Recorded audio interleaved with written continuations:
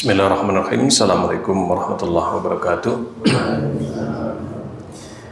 Alhamdulillahirabbil alamin wal aqibatu lil muttaqin wala udwana illa 'alal zalimin. Asyhadu an la ilaha illallah wahdahu la syarikalah wa asyhadu anna Muhammadan 'abduhu wa rasuluhu la nabiyya ba'dahu ma ba'd. Bapak Ibu jemaah salat subuh yang dirahmati Allah Subhanahu wa taala, ada satu wasiat dari Nabi Sallallahu Alaihi Wasallam, ya, yang dulu beliau pernah sampaikan kepada sahabat Abu Dzar Al-Ghifari, ya, juga kepada sahabat Mu'adz bin Jabal radhiyallahu anhu, ya, di mana wasiat ini merupakan wasiat yang sangat penting, ya, dalam kehidupan kita terkait bagaimana hubungan kita, ya, dengan Allah Subhanahu wa taala, bagaimana hubungan kita dengan diri kita sendiri dan bagaimana kita menjaga hubungan kita dengan sesama manusia atau di lingkungan kita. Tentu wasiat ini menjadi sebuah kunci kesuksesan di mana kita bisa mewujudkan wasiat ini dalam kehidupan kita, maka sungguh dia termasuk di antara golongan orang-orang yang sukses, yang selamat dunia akhirat. Yaitu beliau bersabda, ittaqillah haitsu ma kunta, ya, bertakwalah kepada Allah Subhanahu wa taala dimanapun engkau berada, ya. Yang kedua adalah wattabi'is sayyi'atal hasanata tamhuha, ya, iringilah perbuatan salahmu, ya, dengan kebaikan-kebaikan, karena kebaikanmu adalah menghapuskan kesalahan-kesalahanmu. Kemudian yang ketiga, wa khaliqin nas bi khuluqin hasan, ya, bergaullah dengan sesama dengan akhlak yang baik. Ya. Ini tiga wasiat yang luar biasa. Yang pertama adalah bagaimana hubungan kita dengan Allah Subhanahu wa taala. Maka tidak ada hubungan yang terbaik yang harus dijaga oleh seorang hamba dengan Rabb-nya adalah ketakwaan itu sendiri. Sehingga namanya wasiat-wasiat, nasihat-nasihat akan ketakwaan itu tidak pernah lepas dari lisan Nabi Sallallahu Alaihi Wasallam. Dimanapun beliau berada, kepada siapapun beliau ingatkan, yang penting adalah bagaimana ketakwaan itu. Itu bagaimana dijaga betul, terus berusaha menjalankan perintah Allah Subhanahu Wa Taala. Dimanapun, ya, dimanapun. Dari ittaqillah haitsu ma kunta, dimanapun engkau berada. Karena kita harus menyadari betul semua kita itu ada di tangan Allah Subhanahu wa taala. Hati kita pun ada di antara jari jemari Allah Subhanahu wa taala. Apapun yang kita inginkan bisa terjadi itu jika dikehendaki oleh Allah Subhanahu wa taala. Apapun yang kemudian diinginkan oleh Allah itu pasti terjadi, dan apa yang tidak diinginkan oleh Allah Subhanahu wa taala itu pasti tidak akan pernah terjadi. Ya. Maka kita lihat di dalam ayat-ayat lain bahwasanya ketakwaan itu adalah sebab dari segala kebaikan, ya. Kehidupan kita yang kemudian seringkali kita temukan banyak masalah, maka tidak ada solusi yang terbaik dari berbagai masalah itu adalah ketakwaan kita kepada Allah Subhanahu wa taala. Ya, wa may yattaqillaha yaj'al lahu makhraja. Ya. Maka siapapun orang yang bertakwa kepada Allah, maka Allah senantiasa berikan solusi-solusi terhadap berbagai persoalan hidupnya itu. Kalau kita setiap masalah harus mencari solusi sendiri, maka kehidupan ini terlalu berat, terlalu sulit. Kehidupan ini selalu akan ada masalah, ya. Kita berinteraksi dengan orang lain akan ada masalah. Kita menjalankan pekerjaan tidak semuanya mudah, tidak semuanya mulus. Segala urusan kita pasti akan menimbulkan masalah itu. Tetapi kuncinya cuma satu, bahwasanya siapapun dia menjaga hubungannya dengan Allah, Allah akan berikan solusi-solusi terhadap berbagai persoalan tersebut. Begitu juga wa may yattaqillaha, ya, barang siapa dia bertakwa kepada Allah Subhanahu wa taala, menjaga ketakwaannya, maka wa yarzuqhu min haitsu la yahtasib. Allah akan berikan rizki dari arah yang tidak pernah diduga-duga itu. Ya. Namanya kehidupan kita, kadang kita sudah berusaha keras, ya, tetapi hasil itu tetap di tangan Allah Subhanahu wa taala. Allah katakan, ya ayuhan nas antumul fuqara, Hai sekalian manusia, kalian itu fakir. Fakir artinya kalian itu sangat membutuhkan Allah Subhanahu wa taala. Kita butuh segala-galanya dalam hidup ini. Ya, kita bernafas saja kita butuh oksigen. Kita mau bergerak saja kita butuh tenaga. Kita mau berbuat apapun kita butuh pemikiran dan semuanya itu. Dan kita sebenarnya butuh kepada Allah Subhanahu wa taala. Maka orang-orang yang menjaga ketakwaannya, maka Allah akan senantiasa berikan rizki, tentu dengan pengertian umum segala rizki. Ya, segala apapun yang kita butuhkan dari rizki itu, dan juga kita dilindungi dari berbagai keburukan. Jadi rizki itu tidak harus kita maknai dengan uang saja.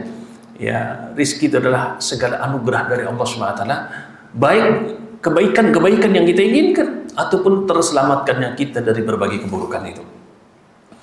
Maka tadi dalam berbagai forum itu Nabi ingatkan, itu menunjukkan tentang pentingnya ketakwaan. Itu dalam urusan dunia, dalam urusan akhirat juga dikatakan akhirat itu dikatakan darul muttaqin. Surga itu hanya tempat kembalinya orang-orang bertakwa kepada Allah Subhanahu wa taala. Jadi surga itulah tempat kembalinya orang-orang bertakwa kepada Allah Subhanahu wa taala. Maka seandainya dia tidak bertakwa, dia tidak akan pernah mendapatkan kebaikan dalam kehidupan akhiratnya. Nah, kita sebagai manusia, Bapak Ibu sekalian yang dirahmati Allah, kita jangan terlalu percaya diri dengan diri kita sendiri. Dalam artian jangan terlalu percaya diri dengan ide-ide, gagasan kita. Kenapa? Kita sudah sering mendapatkan dalam kehidupan ini, apa yang kita lihat baik, ternyata itu belum tentu baik. Apa yang kita dengar, kadang kita salah dengar. Ya. Apa yang kita pikirkan dan kita anggap itu yang paling bagus, paling pas, itu ternyata kadang tidak tepat itu. Mata kita saja sering salah lihat, telinga kita saja sering salah dengar, pikiran kita saja sering salah menduga. Maka seandainya kita sudah sering-sering seperti ini, itu menunjukkan bahwasanya manusia itu lemah. Sehingga disitulah Allah kemudian menurunkan syariat, Allah menurunkan bimbingan, Allah menurunkan petunjuk agar apa? Agar manusia itu kemudian tidak salah jalan, agar manusia itu kemudian tidak mengalami kegagalan-kegagalan dalam hidup itu. Maka siapapun orang yang terus berusaha menjalankan perintah Allah, dialah betul-betul orang-orang yang akan selamat. Dialah betul-betul orang-orang yang akan mendapatkan kebaikan dunia dan akhirat. Dan ini kita bisa buktikan dalam kehidupan ini. Siapapun orang yang hati-hati dalam hidup, dia jaga betul ya sikap perbuatannya, dia betul-betul meniatkan semuanya itu dalam rangka menjalankan perintah Allah, biasanya kehidupannya lebih baik. Ya, pasti kehidupannya lebih baik, sikapnya lebih baik, ucapannya baik. Kenapa? Dia orang-orang yang terus berusaha menjalankan perintah Allah SWT. Kadang setan memang begitu. Di saat kita sudah berniat untuk ibadah, kita berniat untuk berbuat kebaikan, disitulah setan itu akan menggoda kita. Ya, setan itu akan memunculkan keraguan-keraguan dalam hati kita. Ya, tetapi barang siapa yang kemudian dia betul-betul ikhlas, dia berusaha karena Allah SWT, maka mereka akan dimampukan oleh Allah SWT. Maka yang pertama, wasiat paling penting adalah jagalah hubungan kita dengan Allah SWT. Jangan sampai kita tergiur, ya, jangan sampai kita tergiur. Allah katakan, ya, di dalam salah satu ayatnya, ya, wasbir nafsaka ma'al ladina yad'una rabbahum bil ghadati wal 'ashyi yuriduna wajha. Ya. Allah ingatkan kepada nabinya, jangan palingkan ya pandanganmu, ya jangan palingkan pandanganmu dari orang-orang yang senantiasa berdoa di waktu pagi dan di waktu petang karena mengharapkan wajah Allah SWT. Dulu orang-orang musyrikin, karena banyak sahabat-sahabat Nabi adalah orang-orang miskin, mereka protes kepada Nabi, dikatakan, ya Muhammad, kalau bisa kami pisahkan dengan mereka orang-orang miskin itu, orang-orang lemah itu, karena mereka adalah orang pembesar itu. Di saat Nabi kemudian berpikir itu, langsung turun ayat ini. Allah perintahkan, jangan kau palingkan dirimu dari orang-orang miskin itu, orang-orang lemah itu. Karena orang-orang lemah mereka banyak keutamaan di sisi Allah Subhanahu wa taala. Dikatakan apa? Jangan kau palingkan pandanganmu, karena apa? Karena hanya menginginkan zahratil hayati dunya. Ya. Allah ibaratkan bahwasanya kebaikan-kebaikan, nikmat-nikmat yang sifatnya dunia, Allah katakan dengan zahrah. Zahrah itu adalah bunga. Kalau Bapak Ibu cermati pohon, bagian apa yang paling lemah dari pohon itu? Yang paling lemah itu adalah bunga. Ya. Kita lihat misalnya pohon jambu, pohon mangga, pohon pisang, namanya bunga. Bunga itu adalah bagian dari pohon yang umurnya paling pendek. Ya. Bunga itu adalah bagian dari pohon yang sangat harum. Tetapi berapa lama harum dari bunga itu? Maka bunga itu adalah umurnya paling pendek dari pohon dibandingkan daunnya, dibandingkan batangnya, dibandingkan akarnya, dibandingkan buahnya. Maka bunga itu umurnya paling pendek. Dia harum, tetapi harumnya cuma sebentar sekali.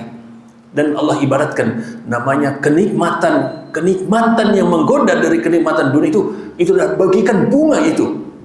Berapa kenikmatan dunia itu bisa kita rasakan cuma sebentar sekali.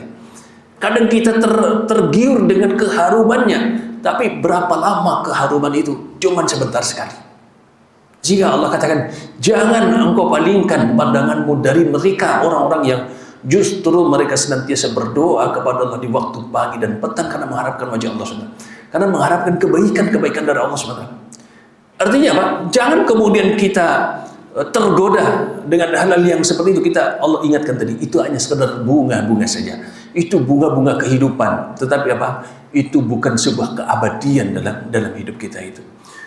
Inilah yang kemudian harus kita jaga dalam diri kita. Kemudian yang kedua, Nabi ingatkan betul wattabi sayyi'atal hasanata tamhuha. Iringi perbuatan salahmu dengan kebaikan-kebaikan. Kenapa? Karena manusia, Bapak Ibu sekalian yang dirahmati Allah, manusia itu sombong, manusia itu sok pintar, manusia itu sok tahu, ya. Maka Allah katakan manusia adalah zaluman jahula. Manusia itu sebenarnya zalim, sering salah menempatkan segala sesuatu, dan jahula itu sebenarnya banyak tidak tahu. Kita jujur saja Bapak Ibu sekalian, kita itu dibandingkan ilmu yang sudah kita kuasai dan yang belum kita tahu, itu kita belum ada apa-apanya yang kita ketahui itu. Namanya orang belajar itu semakin dia belajar, dia akan semakin merasa dirinya tidak tahu apa-apa itu. Ada hukum asalnya manusia. Kalau manusia itu adalah zalim, suka salah menempatkan segala sesuatu dan minim pengetahuannya, maka otomatis manusia itu sering salah. Manusia itu pasti sering salah. Ya. Jadi orang yang merasa selalu benar, itu orang masalah itu sendiri. Sehingga Nabi SAW beringatkan, kullu bani Adam khata'un wa khairul khata'ina tawwabun. Namanya seluruh manusia itu sering berbuat salah.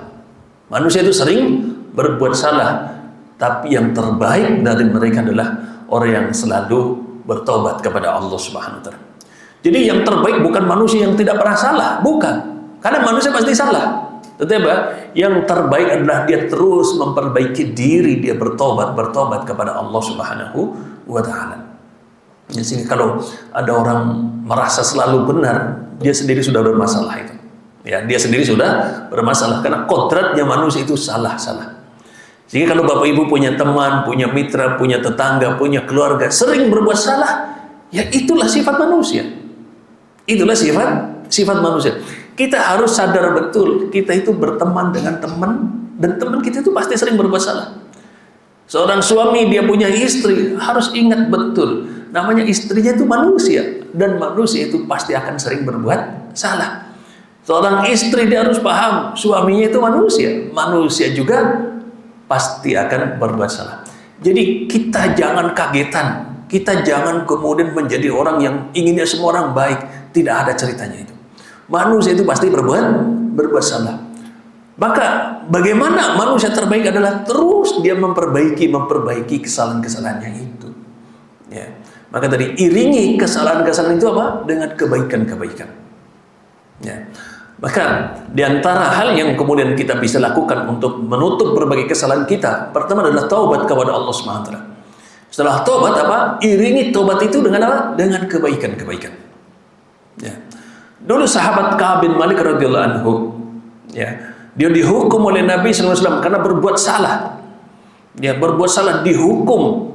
Ya, tidak dibolehkan manusia menemui dirinya dan tidak boleh berbicara dengannya sampai 50 hari. Kemudian bagaimana ya perasaan Ka'ab bin Malik sebagai orang bertakwa yang kemudian diboikot oleh Rasul, diboikot oleh kaum muslimin. Maka setelah itu kemudian dia setiap malam dia bertobat, dia bertobat, dia bertobat. Ya, sampai akhirnya kemudian tobatnya diterima oleh Allah. Dan Allah menurunkan firman-Nya kepada Nabi yang menunjukkan bahwa Allah menerima tobatnya Ka'ab bin Malik. Setelah turun ayat kemudian Nabi sampaikan kepada sahabat yang lain bahwasanya sungguh Allah telah menerima taubatnya 3 orang yang dihukum oleh Nabi. Salah satu adalah Ka'ab bin Malik di situ. Maka kemudian orang-orang mereka berlari mendatangi Ka'ab bin Malik, ya, kemudian menyampaikan selamat wahai Ka'ab karena taubatmu diterima oleh Allah SWT. Maka setelah itu apa? Beliau sujud syukur, ya, dia bersyukur sekali kepada Allah SWT. Kemudian beliau datang kepada Rasulullah SAW. Kemudian apa? Beliau mengatakan, saya akan sedekahkan, ya, sebagai rasa gembiraku, sebagai rasa senangku kepada Allah, saya akan bersedekah. Jadi di antara kebiasaan orang-orang soleh zaman dulu, para sahabat dan para ulama, jika mereka berbuat salah kemudian mereka mau bertobat, setelah bertobat dia akan berbuat kebajikan. Dan salah satu kebajikan yang lengkap adalah bersedekah. Ya, bersedekah. Karena hadisnya tadi, iringi perbuatan salah itu dengan kebaikan-kebaikan. Karena kebaikan itu adalah akan menghapuskan perbuatan-perbuatan kesalahan. Di masa tuanya Umar bin Khattab, maka beliau orang yang selalu berpuasa, selalu beristighfar. Kenapa? Mengingat dulu di zaman Rasul masih hidup Umar bin Khattab, ya. Umar bin Khattab ini termasuk sahabat yang ngeyel kepada Nabi SAW. Beliau yang tidak serta-merta langsung kemudian sami'na wa ata'na, tetapi kadang beliau protes dulu. Dan setelah Rasul wafat, beliau ketakutan. Beliau khawatir kalau jangan kemudian protes dia itu menjadi sebab murkanya Allah SWT. Maka setelah dia bertobat, dia terus berpuasa, dia bersedekah. Kenapa? Karena ingin kesalahan-kesalahannya ditutup oleh Allah Subhanahu wa taala. Maka taubat yang terbaik adalah taubat yang diiringi dengan amal-amal kebaikan. Misalkan dengan puasa, dengan bersedekah, dengan membantu orang, karena itu akan menyempurnakan dalam kita menghapuskan kesalahan dan dosa-dosa di masa lalu kita. Maka orang yang terbaik untuk dirinya adalah orang yang selalu memperbaiki dirinya. Ya, jangan sampai kita dikatakan dzalimun li nafsi.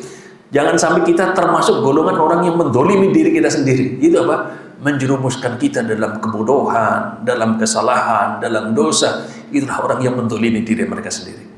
Tapi yang terbaik, nasihat Rasulullah SAW apa? Iringi kesalahan-kesalahan itu dengan kebaikan itu.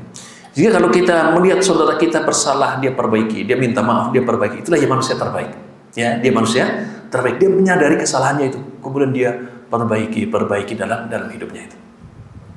Kemudian wasiat ketiga, Bapak Ibu sekalian yang dirahmati Allah, ini wasiat luar biasa. Belum ada khaliqin nas bi khuluqin hasan.